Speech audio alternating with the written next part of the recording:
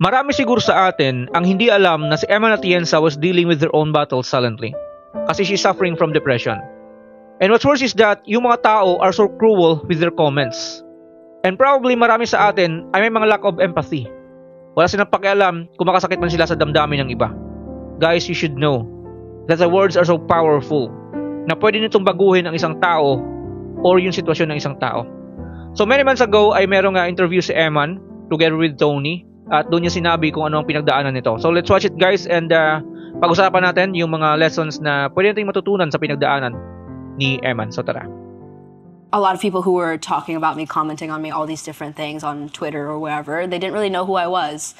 And what you went through. Yeah, I tolerated it once, I'm not going to tolerate it again, basically. So bigyan na natin sila ng context. Para dun sa nanunood sa atin ngayon, siguro nag-iisip sila, ano yung controversy? Okay, so I was invited to my friend's birthday dinner. It was her birthday, and it was a nice dinner that her agency treated us to. And we were just joking around, and we knew it was a expensive dinner. It was quite an expensive dinner. And so there's this trend on TikTok called Guess the Bill. And we decided to do a spin on it in a way like, oh, jokingly, winner has to pay. A lot of my content on TikTok is very joking, very sarcastic, very satire. And I think a lot of my original audience knew that. But then the video kind of got posted to an audience that didn't really know me. And I think that's where things started to get blown out of proportion in a way.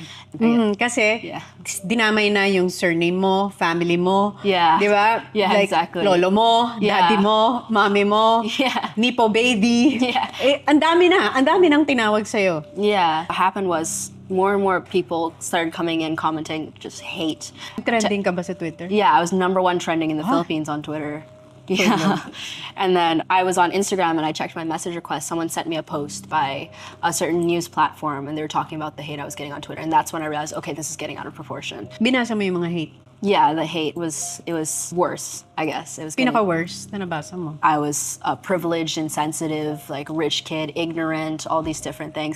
Useless, disappointment, ugly. Like some people even told me to like commit like yourself. Nag-therapy ka nun because? Oh, I started therapy because of my battle with mental health, mental illness. I think when I was around 13 or 12 actually is when I started to struggle with it, but 13 is when it became a prominent issue for me that like I need to seek professional help. Bakit nagkaroon na ng ganung decision na I need to seek professional help?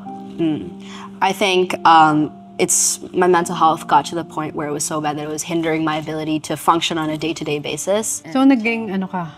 Depressed? Yeah, depressed. So here's my take on this guys Yung mental health issues or depressions are like wounds. Mga sugat ito sila na hindi natin nakikita. These are the wounds hidden from reality.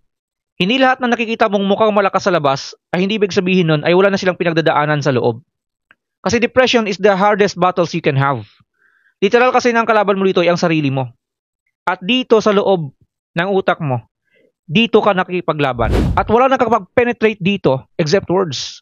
Wala nakakapasok dito except words. And that's the power of words. They can change your life in an instant. So guys, you have to know that words can heal, but they can also break someone. Words can harm. Even if you say them online, it is still sharp enough to shatter someone. Even if you say them online, it is still loud enough para makasakit ka sa damdamin ng iba. So guys, always be kind, and always be mindful sa mga salitang binibitawan mo, online man or offline. So that's the story for today guys, and Papogi once again saying keep telling stories that matter. And if nagustuhan mo ang storya na to, please do like and share. And of course, follow me for more.